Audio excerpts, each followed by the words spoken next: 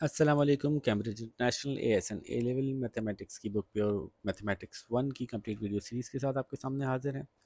हम exercise 1H कर रहे थे, जिसमें कि अब हम क्वेश्चन नंबर 6 देखेंगे।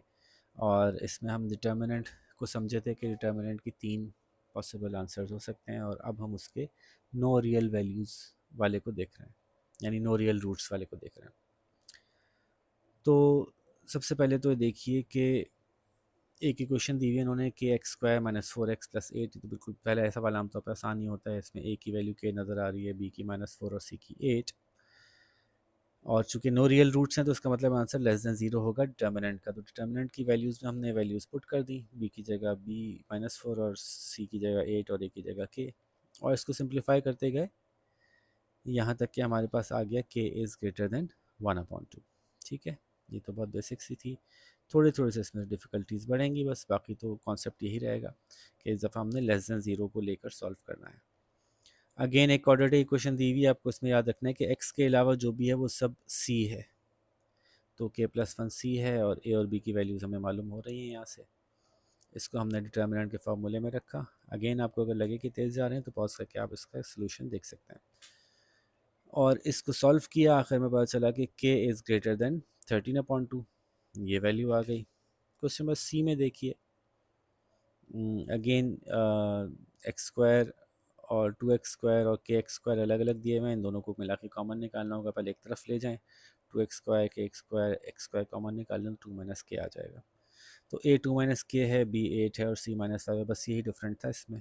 और डिटर्मिनेंट के फार्मूले में डालते हैं तो हमारे पास जो आंसर आ रहा है वो घूम फिर के आ रहा है k is greater than 26/5। 104/20 is less than k, तो k इज़ ग्रेटर देन 26/5। ठीक है, क्वेश्चन नंबर डी पे जाते हैं। अगेन थोड़ा सा कॉम्प्लिकेट किए बस इक्वेशन, और कुछ भी नहीं है। चीज़ों को सीधा करके एक तरफ ले जाइए तो आपको x² के साथ a मिल जाएगा, x के साथ b मिल जाएगा, बाकी सब कुछ c होगा। और उसको डिटर्मिनेंट के फॉर्मूले में इनपुट कर दीजिए और उसको सिंप्लीफाई कीजिए यहाँ तक कि k की वैल्यू आपको मिल जाए, विच इज़ है 39/8।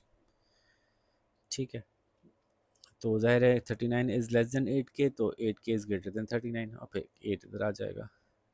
इसके पार्ट ई में देखिए, ई में जब हम इक्वेशन को ज़रा सीधा सीधा करके क्वाड्रेटिक सिचुएशन में ले आए ए बी और सी को, और उसको हमने b² - 4ac के फार्मूले में डाला, तो पता चला कि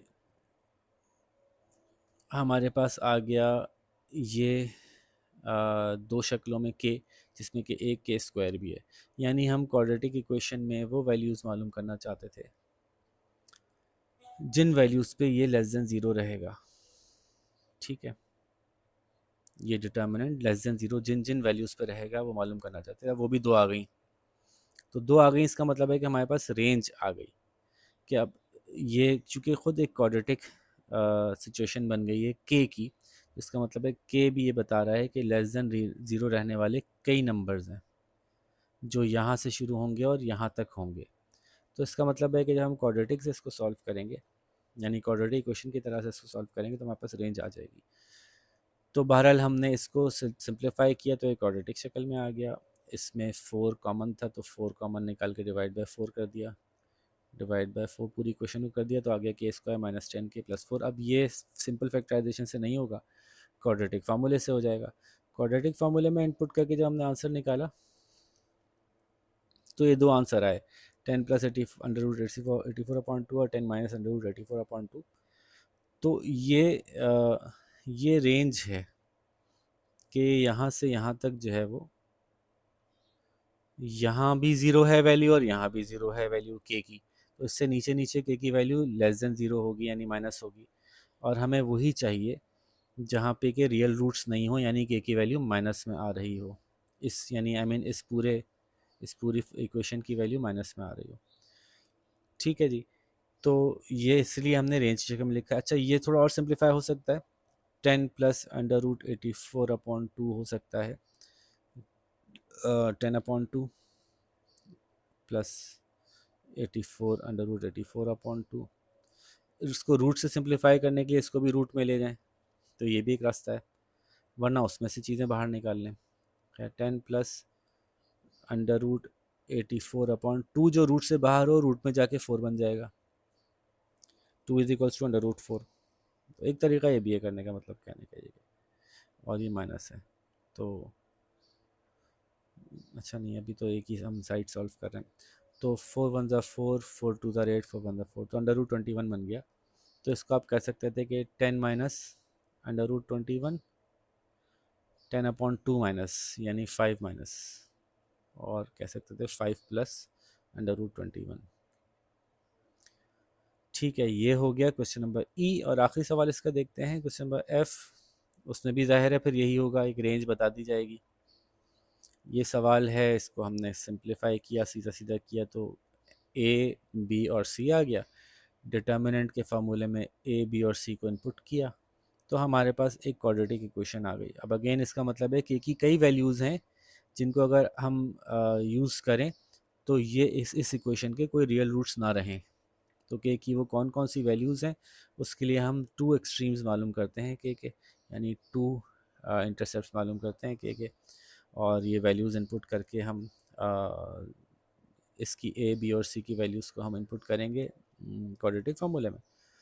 क्वाड्रेटिक फार्मूले को सॉल्व कर लेंगे, आप पॉज करके देख सकते हैं कि किस तरह से वैल्यू सॉल्व की। बेसिक मैथमेटिक्स है इसलिए इसको मैं ज़्यादा एक्सप्लेन नहीं कर रहा।